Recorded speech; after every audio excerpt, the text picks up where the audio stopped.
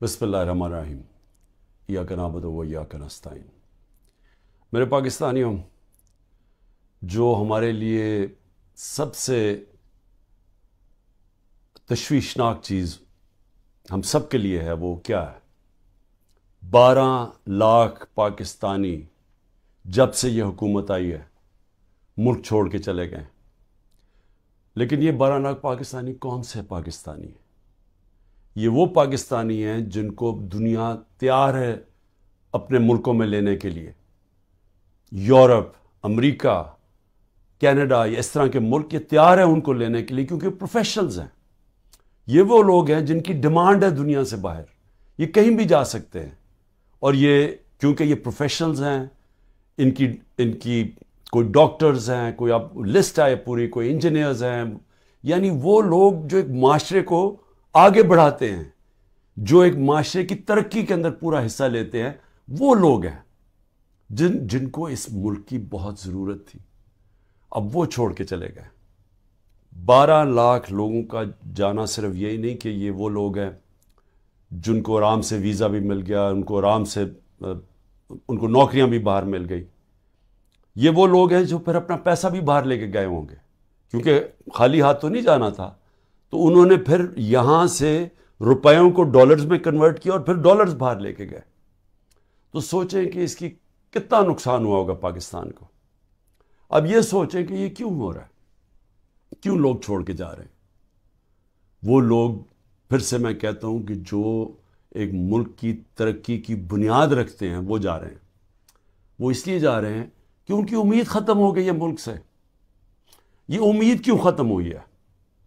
یہ امید اس لیے ختم ہوئی ہے کہ جو 30 سال سے اس ملک کو تباہی کے اندر جن کا پورا ہاتھ تھا، جو چوری کر کر کے ملک کا پیسہ منی لانڈر کر کے باہر لے کے جا رہے تھے، جن کے اوپر کرپشن کے کیسز کے اوپر کتابیں لکھی ہوئی تھیں، جن کی دنیا کے باہر ان کے اوپر ڈاکیومنٹریز، 2 BBC کی ڈاکیومنٹریز بنی تھی، جن کے اوپر باہر کے اخباروں کے اندر ان کی چوری کا لکھا ہوا تھا، اور کتابیں 3-4 کتابیں ہیں جو لکھی گئیں، جس میں کیپٹلزمز ایکلیز ہیل، ایک ریمنڈ بیکر کی کتاب، اس کے اندر لکھا ہوا ہے کہ ان کے جو پہلے دور میں 90 کی دہائی میں انہوں نے کتنا پیسہ چوری کیا تھا اور ملک سے باہر لے کے گئے تھے۔ تو یہ وہ 2 مافیاز، ان کو اوپر آ کے بٹھا دیا۔ لوگوں نے تھوڑی دیر سوچا کہ چلیں جی ٹھیک ہے، الیکشن آئے گا تو ہم ان کو اپنا، تب ان کے خلاف کھڑے ہوں گے۔ پھر جب انہوں نے دیکھا کہ پولیٹیکل انجینئرنگ ہو رہی ہے یہاں، اور جو ملک کی اسٹیبلشمنٹ ان کے ساتھ کھڑی ہو گئی ہے، اصل مایوسی تب ہوئی ہے کہ وہ لوگ جو یہ سمجھتے تھے کہ اس ملک کی اسٹیبلشمنٹ چلے جیسی بھی ہے، اس نے غلطیاں کی ہوگی، مارشل لا لگے ہوں گے، لیکن وہ ملک کا سوچتی ہے، کیونکہ ان کا جینا مرنا پاکستان میں، ان کے انٹرسٹ پاکستان میں۔ تو جب وہ ان لوگوں کے ساتھ کھڑی ہو گئی اور پولیٹیکل انجینئرنگ شروع کر دی ان لوگوں کو پھر سے جتانے کی، اور مایوسی تب چھائی، نا امیدی اور مایوسی کب چھائی کہ جب انہوں نے تماشا دیکھا کہ جو ملک کی سب سے بڑی پارٹی ہے، 70% سے زیادہ جس کی ایکسیپٹیبلٹی آج پاکستان میں ہے، ساری سرویز کہہ رہی ہیں کہ یہ پارٹی جیتے گی اور قوم اس کے ساتھ کھڑی ہے، 37 میں سے 30 بائی الیکشن یہ جیت جاتی ہے پارٹی، اس کے باوجود کہ اسٹیبلشمنٹ ان کے ساتھ کھڑی ہوتی ہے، اس کے باوجود عوام بتا دیتی ہے کہ وہ کیا چاہتی ہے۔ جب وہ دیکھتے ہیں کہ اس پارٹی کو کرش کرنے کی کوشش کی جا رہی ہے، اس کے اوپر ہر حربہ استعمال کیا جا رہا ہے، پورا 9 مئی کا ڈرامہ جو انشاءاللہ مجھے کبھی بھی موقع ملا میں ثابت کروں گا کہ وہ سارا ڈرامہ کیا گیا تھا PTI کو کرش کرنے کا۔ اس کا کوئی مقصد یہ نہیں تھا کہ انہوں نے کوئی غدار پکڑنے تھے، یعنی خیر اب تو ہمارے پاس ایویڈنس بھی آ گئی ہے، وہ جب موقع ملے تو ہم بتائیں گے کہ کیسے پری پلان کر کے اور پھر ایک ٹریپ کرنے کی کوشش کی گئی ہے پارٹی کو، اور پھر ورکر سارے ہزاروں ورکر اندر ڈال دیے، سینئر لیڈرشپ اندر ڈال دی، پھر وہ جو باہر نکلتا تھا صرف کہ میں جی پارٹی چھوڑ رہا ہوں تو وہ باہر نکل سکتا ہے، اور پھر یہ بتایا گیا کہ یہ فوج کے خلاف ہے، یعنی تحریک انصاف فوج کے خلاف ہے۔ کون اپنی فوج کے خلاف ہوگا؟ اچھا، اور کون اپنی فوج کے اوپر حملہ کرے گا؟ کوئی جیت سکتا ہے اپنی فوج کے اوپر حملہ کر کے؟ کیا وہ نہتے لوگ اور وہ جو عورتیں ہیں جو ابھی بھی پکڑی ہوئی ہیں عورتیں، کیا ان کے ذریعے ہم نے حملہ کرنا تھا فوج کے اوپر؟ تو یہ پورا ایک پلان، ایک پروپیگنڈا کیمپین، میڈیا کے منہ بند کیا گیا، میڈیا کے اندر پوری ایک کیمپین چلائی گئی اور لوگوں کو یہ بتانے کی کوشش کی گئی کہ یہ دیکھیں جی کتنے برے لوگ ہیں، یہ ملک کے غدار ہیں. جس طرح کے لوگوں کو نہیں پتا کہ جو اوپر بٹھائے ہوئے ہیں وہ کون ہیں. یا تو لوگ بھیڑ بکریاں ہیں کہ ان کو پتہ ہی نہیں کہ اوپر کون بیٹھے ہوئے ہیں. کیا ان کا لوگوں کو 30 سال سے نہیں دیکھ رہے؟ کیا وہ لوگ جو ملک کا پیسہ چوری کر کے باہر لے کے جاتے ہیں اور جن کے بڑے بڑے محلات ہیں، جن کا بڑا اچھا رہن سہن ہے، جن کی بزنسز ہیں، جن بچے باہر ہیں، علاج باہر ہیں، چھٹیاں باہر ہیں، کیا وہ ملک سے زیادہ پیار کرتے ہیں؟ لیکن وہ لوگ جن کا جینا بھر رہا پاکستان میں وہ غدار ہے. تو کیا یہ قوم مان لے گی؟ اور مایوسی اس لیے کہ پولیٹیکل انجینئرنگ کی جا رہی ہے پی ٹی آئی کو کرش کر کے کہ یہ لوگوں کو پھر سے لے کے آئیں. اور پھر یہ جو نئے کوششیں ہو رہی ہیں کہ جی نئی پارٹیز بنائی جا رہی ہیں اور پی ٹی آئی کے لوگوں کو ادھر دھکیلا جا رہا ہے، کیونکہ انہیں یہ پتہ ہے کہ پی ٹی آئی کے لوگوں نے ان دونوں پارٹیز کو تو پاس جانا نہیں، کیونکہ سب کو پتہ ہے ان کا ووٹ بینک ہی نہیں ہے. تو پھر پی ٹی آئی کا کوئی جی یہ جو آج نئی بھی پارٹی بنی ہے اور پھر اس سے پہلے بھی کہ پی ٹی آئی لوگوں کو وہاں دھکیلا جائے. اب میں صرف مجھے حیرت ہوتی ہے کہ جو بھی یہ پلاننگ کر رہے ہیں، جو بھی یہ سوچ ہے اس کے پیچھے، کوئی ان کو تو کوئی ان کا احتساب ہوگا کہ یہ کر کیا رہے ہیں ملک کے ساتھ؟ کیا ان میں عقل ہے، سیاست کی سمجھ ہے؟ کیا ملک کی تاریخ کی سمجھ ہے؟ کیا ان کے پاس تعلیم ہے؟ تربیت تو مجھے پتہ نہیں ہے، کیونکہ جن کے پاس تربیت ہو وہ یہ نہ کریں جو حربے استعمال کیے جا رہے ہیں. لوگوں کے گھر توڑے جا رہے ہیں، بچوں کا نہ دیکھتے ہیں، نہ بوڑھوں کا دیکھتے ہیں، بزرگوں کا نہیں دیکھتے، عورتوں کا نہیں دیکھتے، بزنسز بند کر رہے ہیں، ہر قسم کی بلیک میل کی جا رہی ہے جو پاکستان کی تاریخ میں کوئی تصور بھی نہیں کر سکتا یہ ہو سکتا ہے. کسی پاکستان کی پولیٹیکل پارٹی کے ساتھ آج تک وہ نہیں ہوا جو آج ہمارے ساتھ کیا جا رہا ہے. اور ان لوگوں کو دھکیلا جا رہا ہے بلیک میل کر کے کہ وہ اس پارٹی میں چلے جاؤ اور اس پارٹی میں چلے جاؤ. اور لوگوں کی شکلیں دیکھیں جو جا رہے ہیں ان پارٹیز میں، وہ ایسے لگ رہا ہے کہ جیسے لوگوں کو دھکیل رہے ہیں پھانسی دینے کے لیے، یعنی وہ اپنی خودکشی کرنے جا رہے ہیں. یہ ایسے لگ رہا ہے، وہ خوشی سے نہیں جا رہے. جب لوگوں کو لے کے اس طرح لے کے جا رہے ہیں بلیک میل کر کے، زیادہ تر بلیک میل کر رہے ہیں، اور ان ساروں کو کئی تو دو تو میں دیکھ رہا تھا جیل سے سیدھا وہاں لے گئے ہیں. تو وہ کیوں اس طرح ان کی شکلوں میں خوشی کیوں نہیں ہے؟ کیونکہ ان کو پتہ ہے کہ ان کی سیاسی موت ہے. ان کو پتہ ہے کہ پبلک نے ان کو ووٹ نہیں کرنا. اور اگر کسی کو شک ہے تو یہ انشاءاللہ جب بھی، اب تو الیکشن لگ رہا ہے کہ انشاءاللہ ہو ہی جائیں گے، وہ جب بھی الیکشن ہوں گے تو آپ کو نظر آ جائے گا کہ لوگوں نے ووٹ کس کو ڈالنی ہے. لیکن میں تو وہ سوچ رہا ہوں کہ کیا لوگوں کو جو یہ کر رہے ہیں پیچھے بیٹھ کے، جو برینز بیٹھی ہوئی ہیں، کیا ان کو سمجھ نہیں آ رہی کہ گراؤنڈ کے اوپر سچویشن ہے کیا آج پاکستان میں؟ کیا ان کو یہ نہیں پتا کہ یہ پہلی دفعہ 1970 کے بعد پاکستان میں یہ ماحول بنا ہے کہ نظریہ، پہلی دفعہ نظریاتی پالیٹکس ہو رہی ہے. ووٹر نے نظریے کے اوپر ووٹ ڈال لی ہیں، شخصیتیں ختم ہی ہو گئی ہیں. آپ جو مرضی کر لیں کہ جتنے جو 1970 میں کیا ہوا تھا، بڑے بڑے نام تھے، ایسے نام تھے کہ انہوں نے کہا ہمیں کیمپین کرنے کی ضرورت نہیں ہے 1970 میں. تو ایک دم نظریہ ویسٹ پاکستان میں آیا اور 84 سیٹیں جیت گیا 137 میں سے ذوالفقار علی بھٹو. لیکن اس سے بڑا جو سیلاب آیا وہ اس پاکستان میں آیا. میرے خیال میں 168 میں سے 162 سیٹیں جیت گیا مجیب الرحمان. اور وہ کیا چاہ رہا تھا؟ انصاف چاہ رہا تھا. وہ بھی حقیقی آزادی کی بات کر رہا تھا. وہ بھی یہ کہہ رہا تھا کہ ہمیں جو ہمارا حق ہے وہ نہیں مل رہا، ہم آزاد نہیں ہیں. جو کہ آج یہ 27 سال سے تحریک انصاف کہہ رہی ہے، انصاف کی تحریک، کہ انصاف انسانوں کو آزاد کرتا ہے. تو وہ بھی یہی کہہ رہا تھا. وہ اس وقت پاکستان سے علیحدہ نہیں ہونا چاہتا تھا. اس کے آپ پڑھ لیں 6 پوائنٹس، وہ صرف انصاف چاہ رہے تھے.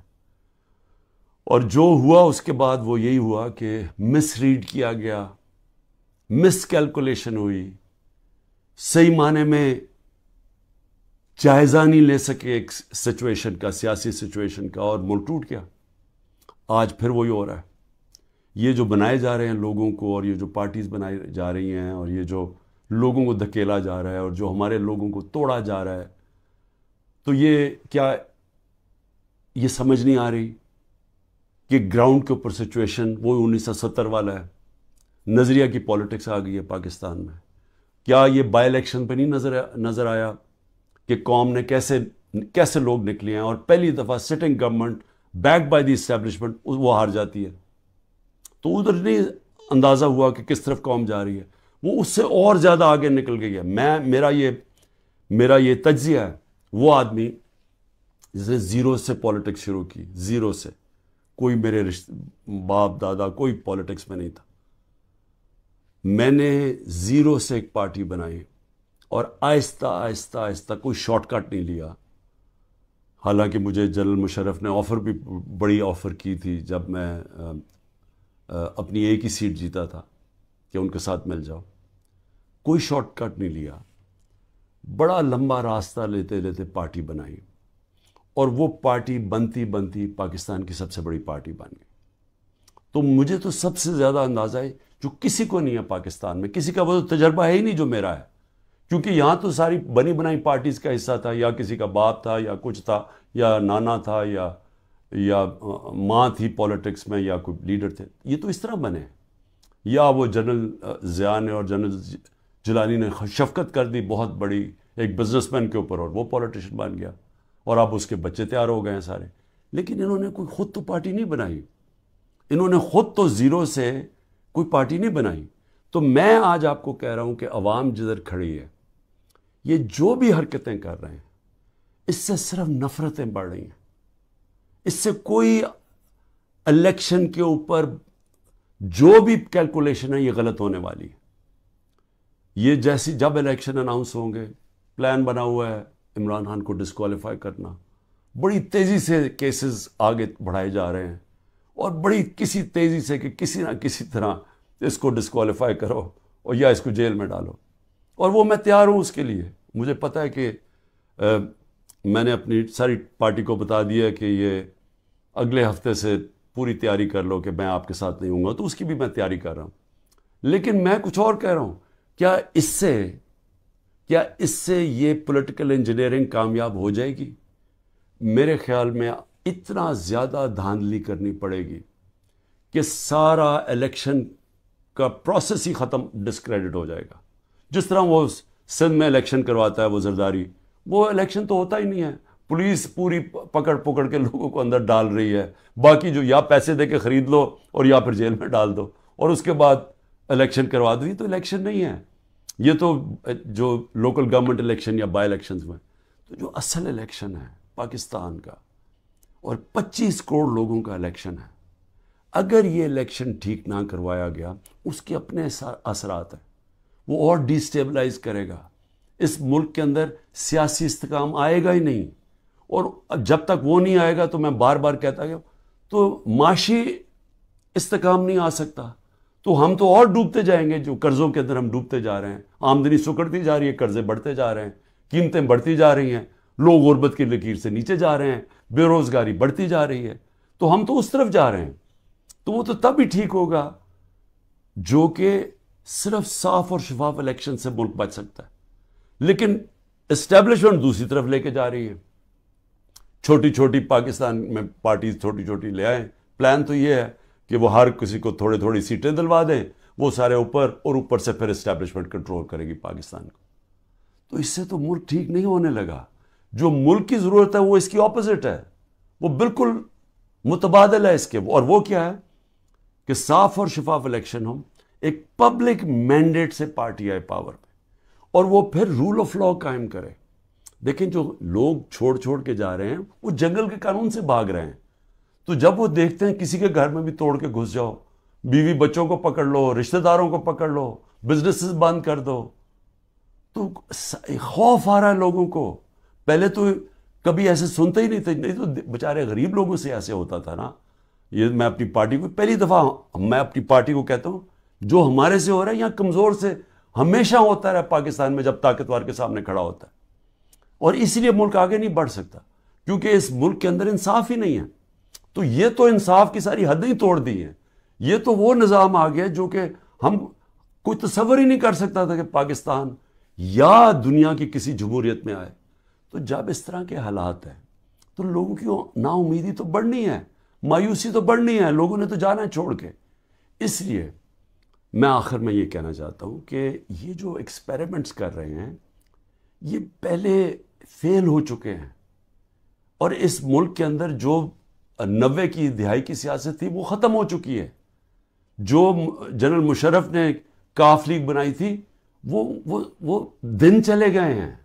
یہ دوسرا دور آ گیا, اور اس دور کے اندر سب سے ایک ہی راستہ ہے کہ صاف اور شفاف الیکشن کروائیں اور اس ملک کے اندر اسٹیبلٹی لے کے آئیں, ایک سیاسی استحکام آئے, اور اس کے بعد پھر معیشت کو ٹھیک کریں اور ملک کے اندر وہ ریفارمز کریں. اس ریفارمز کے بغیر پاکستان اس دلدل سے اب نہیں نکل سکتا.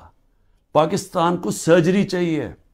اس ملک کو اب ہم وہاں پہنچ گئے ہیں کہ اگر ہم نے اپنے سارا گورننس سسٹم نہ چینج کیا, ہم نے سارا انصاف کا نظام نہ ٹھیک کیا, ہم نے جو ہمارے گورنمنٹ کارپوریشنز ہیں جو جس طرح وہ اس وقت بوجھ بنے ہوئے ہیں, ہم نے جب تک نچلی سطح کے لوگوں کے اوپر اب ان کی مدد کرنے کے لیے پروگرامز نہ بنائے تاکہ ان کو ہم سہارا دیں, کیونکہ اب جو مہنگائی آ گئی ہے لوگ کیسے گزارا کر سکتے ہیں. اور جو ہم نے ہیلتھ کارڈ لے کے آئے تھے, سوچیں کہ پہلے ہی گزارا نہیں ہو رہا, تو اگر بیماری ہوگی گھر میں تو اگر آپ ہیلتھ کارڈ ہی لے جائیں گے, ہیلتھ انشورنس, وہ کیسے گزارا کریں گے. تو کیسے ہم نے نچلی سطح کے لوگوں کو اب پروٹیکٹ کرنا ہے,